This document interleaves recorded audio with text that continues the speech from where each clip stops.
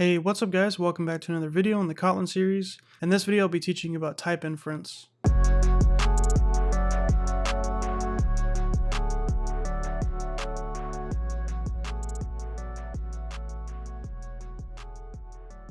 So currently when you declare a variable, you have to specify the type, at least that's what I told you, right?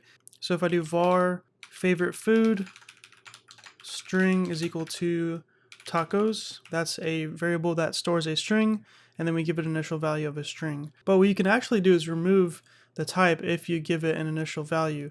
So since we have an initial value here that is a string, if you remove the type here, Kotlin is able to infer that the type of this variable should be a string even though we don't tell it explicitly.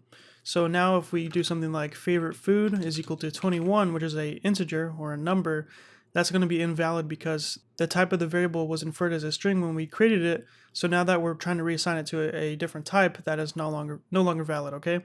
So it's a really simple concept, but I just wanted to make a video about this so that you understand that whenever you create your variables, you don't necessarily need to specify the type as long as you specify an initial value. So let me give you another example. So if we make another variable called age and give it an initial value of 56, this is going to be inferred as an integer, right? But last time we learned about data types, and now we know that there's 4 data types for whole numbers. We know that there's a byte, a short, a int, which is an integer, and then a long. So whenever this is inferred, why is it inferred as an integer? Even though we have these 4 data types here for whole numbers, whenever you have a number literal, meaning just the number by itself, it's going to be automatically inferred as an integer. That's just how it works in Kotlin.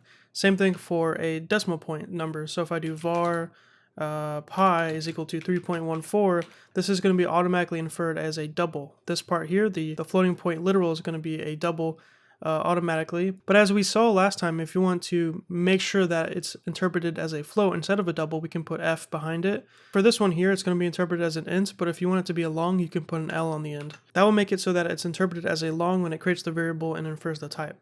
But for byte and short, that's not going to be an option. Whenever you want a byte and short, you have to make sure that you specify it. So byte, now you can remove this, and now it's going to be set as a byte. There's no way to mark it as a byte with like B or something like that. The only other way to make sure that this is a long is to actually just give it a number that goes outside the range of an integer. So if it's a certain long or big number, it's no longer going to be an integer, so it's automatically interpreted as a long. So a cool trick to see the actual data type of these variables is to just hover over it, and it tells you that it's a string, that it's a long, and then that is a double. So in this case, you wouldn't need to put L because it's already interpreted as a long because it's a really big number.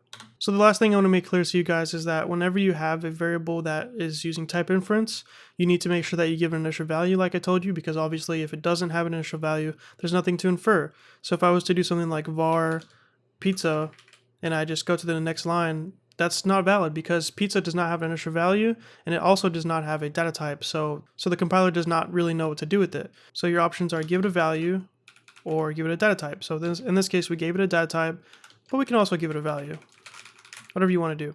But that's all I got. So that's how you can do type inference with Kotlin. That's very important in the future. So if you want to quickly create variables and keep things a little more concise, you can just not specify the type, just make sure that you give it an initial value, okay?